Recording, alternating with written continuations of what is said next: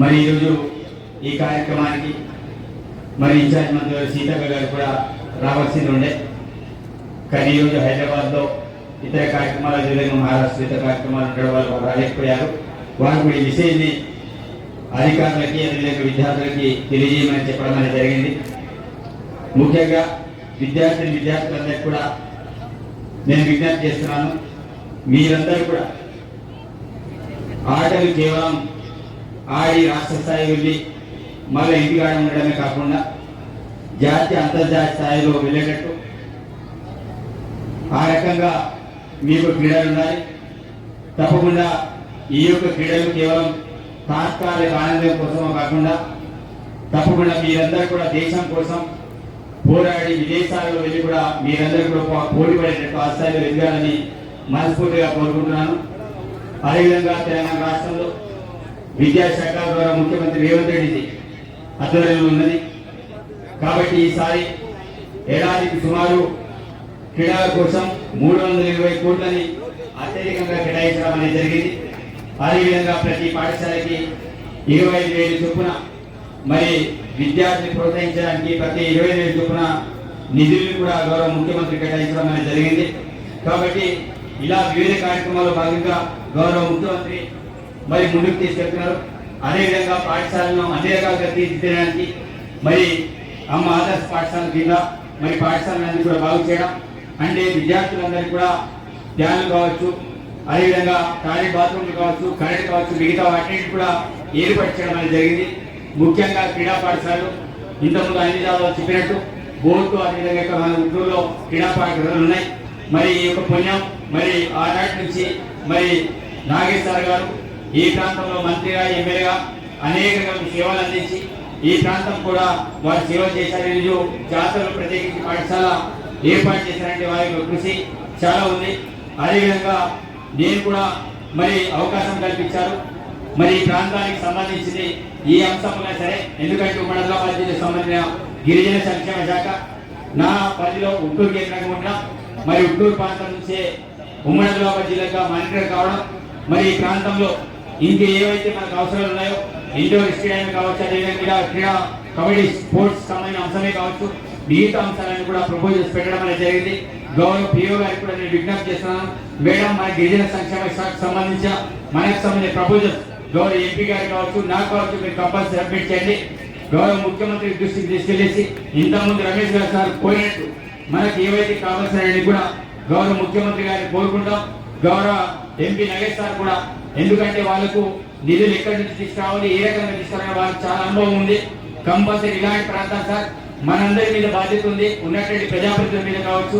ఎందుకంటే మన వ్యవస్థని మనం కాపాడకపోతే భవిష్యత్ తరాలకి కాపాడిని ఉంచలేకుండా ఇబ్బంది పడతాం. ఎందుకంటే ఈ క్రీడా పాఠశాల చాలా సంవత్సరాల నుంచి పెండింగ్, మరి ఈ 5 సంవత్సరాల నుంచి మళ్ళా తిరిగి దీనికి అనేక రూపురేఖలు మార్చి మరి ప్రత్యేకించి క్రీడా ప్రాంగణం కింద ప్రత్యేకించి దాన్ని ఏర్పాటు చేయడం జరిగింది.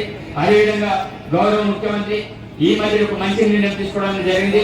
డైట్ బిల్లును కూడా 40% పెంచుతూ వారు నిర్ణయం తీసుకోవడం జరిగింది. అది మన పిల్లల కోసం. కాబట్టి ఏదేమైనా సరే మా పక్షాన ఏం చేయాలన్నా ఏది చేయాలన్నా గౌరవ ఎంపీ గారు కావచ్చు, నేను కావచ్చు తప్పకుండా కృషి చేస్తాం.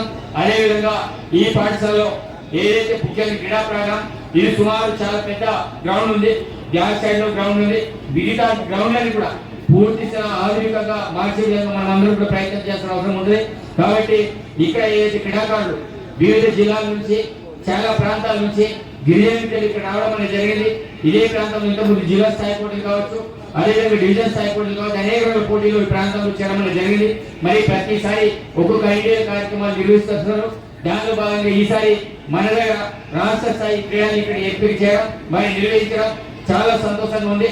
తప్పకుండా మా వంతుగా నా పక్షాన గౌరవ ముఖ్యమంత్రి దృష్టికి తీసుకెళ్లేసి క్రీడలకు సంబంధించిన ఇంతకుముందు రమేష్ సార్ చెప్పినట్టు చాలా సార్లు జాతీయ స్థాయిలో వెళ్తున్నారు, కానీ మనకు గవర్నమెంట్ ఉద్యోగుల పట్ల శిక్షణ జరిగి దాంట్లో రిజర్వేషన్ కల్పించని ఏదైతే కోరుకున్నారో తప్పకుండా అది గౌరవ ముఖ్యమంత్రి నోటీసులు తీసుకెళ్తాం, చెప్తాం. అదేవిధంగా క్రీడాకారులందరూ కూడా మీరందరూ కేవలం మన రాష్ట్ర స్థాయిలోనే కాదు, మీరు దేశ విదేశాల్లో వెళ్ళి అక్కడ పోటీ పడేటట్టు మన వాళ్ళందరూ కూడా మిమ్మల్ని టీవీలో చూడేటట్టు ఆ స్థాయిలో మీరందరూ కూడా ఎక్కాలని మనస్ఫూర్తిగా నేను కోరుకుంటున్నాను. తప్పకుండా మనలో ఆ స్టెమినా, ఆ యొక్క బలం, మన విద్యార్థులు ఉంటే, గిరిజన విద్యార్థులు ఉంటే మనం దేంట్లో కూడా తక్కువలేం. తప్పకుండా ఉన్నత స్థాయిలో వెళ్ళడానికి మా వంతుగా మేము ఏ రకంగా అయితే కృషి చేస్తామో మీరందరూ కూడా ఆ రకంగా మీ వంతుకు ప్రయత్నం చేయాలి. ముఖ్యంగా పీటీలందరూ కూడా ఒక నిబంధనలతో విద్యార్థులు తీర్చిదిద్దడానికి మీ యొక్క పాత్ర చాలా కీలకంగా ఉంటుంది. కాబట్టి క్రీడా సంబంధించిన ఉపాధ్యాయులు ఎంతమంది అయితే ఉన్నారో అదేవిధంగా టీచర్ల భర్తీ చెప్పారు. ఏబీఓలను ప్రతి మండల కేంద్రానికి నియమించడం జరిగింది. అదేవిధంగా స్పోర్ట్స్ ఆఫీసర్ ప్రతి స్పోర్ట్స్ ఆఫీసర్ కోరుకున్నారు. తప్పకుండా ఆ రకంగా మనం మన సీఎం దృష్టికి తీసుకెళ్తాం. అదేవిధంగా స్పోర్ట్స్ లో రిజర్వేషన్ కల్పించాలని మీకు కోరుకోవడం జరిగింది. తప్పకుండా వాటన్నిటి కూడా ముందుకు తీసుకెళ్లే బాధ్యత నేను కూడా తీసుకున్నాను. గౌరవ ముఖ్యమంత్రి కూడా అదేవిధంగా ఈ యొక్క దృష్టి ప్రత్యేకించి రాష్ట్ర వ్యాప్తంగా ప్రత్యేకించి పాఠశాల మీద దృష్టి పెట్టడం అనేది జరిగింది. అదేవిధంగా ఎంపీ నాగేశ్వర కూడా అదే ఏదైతే ఈ యొక్క క్రీడల విషయంలో మీకు చాలా అనుభవం ఉంది సార్. తప్పకుండా మీరు కూడా నాకు సూచన చేయండి. ఎందుకంటే నేను రాజకీయాల్లో నూతనంగా వచ్చిన వ్యక్తిగా ఉన్నప్పటికీ కూడా మీ యొక్క సహాయం నేను తప్పకుండా స్వీకరిస్తా, తప్పకుండా పాటిస్తా. ఏ రకంగా ముందుకెళ్ళాలో తప్పకుండా మీరు కూడా నాకు చెప్పండి సార్. తప్పకుండా ఆ రకంగా నేను ముందుకెళ్ళి ఈ యొక్క క్రీడలకు సంబంధించిన అంశాలే కావచ్చు, అదేవిధంగా గిరిజన సంక్షేమ శాఖకు సంబంధించిన పాఠశాల విషయమే కావచ్చు, తప్పకుండా దీన్ని బలోపేతం చేసిన బాధ్యత మన మీద ఉంది. ఎందుకంటే మీరు ఉమ్మడి మంత్రులు ఎంపీగా అదేవిధంగా ఎమ్మెల్యేగా మంత్రి చేసిన అనుభవం మీకు అనుభవం మాకు లేదు. కాబట్టి తప్పకుండా మీ యొక్క అనుభవాలతో గౌరవ ముఖ్యమంత్రి నోటీస్ తీసుకెళ్లి మిగతా సమస్యలన్నీ కూడా పరిష్కారం విజయంగా చూస్తానని తెలియజేస్తూ మరి ఈ కార్యక్రమంలో మమ్మల్ని ఆహ్వానించేందుకు వివిధ జిల్లాల నుంచి వచ్చిన యూనిట్ ఆఫీసర్స్ క్రీడాకారులు అందరూ కూడా మనస్ఫూర్తిగా శుభాకాంక్షలు తెలియజేస్తూ సెలవు తీసుకుంటున్నాను. చాలా సంతోషమైన దినం. ఈ యొక్క స్పోర్ట్స్ గత పూర్వము ఇదే ఊట్నూరులో ఒక చైతన్య స్రవంతి అనే పేరుతోనే మొదలైనటువంటి యొక్క కార్యక్రమం ఇది. అప్పుడు చైతన్య స్రవంతి అంటే మేమందరం వచ్చినాం. నేను కూడా అప్పుడు 10th క్లాస్లో నేను కూడా అప్పుడు ఆ రోజు వచ్చినప్పుడు ఇక్కడ సందడి వాతావరణం వివిధ జిల్లాల నుంచి వివిధ ఐటీఐల నుంచి ఇక్కడ రాత్రి పగలు చలి, ఏ దినంలో ఎండ రాత్రి చలి గొప్పగా రోజు జరుపుకునేవాళ్ళం. ఆ రోజు తర్వాత నేను ఇదే రోజు చూస్తున్నా ఈ చైతన్య సర్వత్రి మొదలు కావడం. కాబట్టి చాలా సంతోషం. మన పిఓ ఐటీడీ గారు ముస్లిం మేడం గారు చాలా చక్కగా ఇక్కడ ఉన్నటువంటి కార్యక్రమాన్ని వివిధ వేరే ఏదైతే శాఖలతో దానికి దీటు కానీ నాకు తెలిసింది ఏంటంటే ఏ పథకం సాధించాలని కానీ గిరిజన విద్యార్థులే సాధిస్తారనేది ఒక గట్టి నమ్మకం. ఎందుకంటే మనలో ఉన్నటువంటి స్టమినా ఆ విధంగా ఉంటుంది. మనం ఎవరెస్ట్ శిఖరైనా ఎక్కగలుగుతాం, మనం ఏ కొండనైనా ఎక్కగలుగుతాం. ఆ పట్టు దమ్ము ధైర్యం మనలో ఉంటుంది. కాబట్టి ఖచ్చితంగా మనం రాష్ట్ర స్థాయిలో కానీ జాతీయ స్థాయిలో మనం దాదాపుగా 47 పథకాలు సాధించామని చెప్పేసి ఇప్పుడే మీ చంద్రబాబు మేడం గారు చెప్పారు. ఆ విధంగా ప్రతి పథకాన్ని మనం ఖచ్చితంగా సాధించాలి. మన పిల్లలకు తక్కువ గారు ఈరోజు ప్రభుత్వాలు కూడా అన్ని సౌకర్యాలు మనం కల్పిస్తా ఉన్నాయి.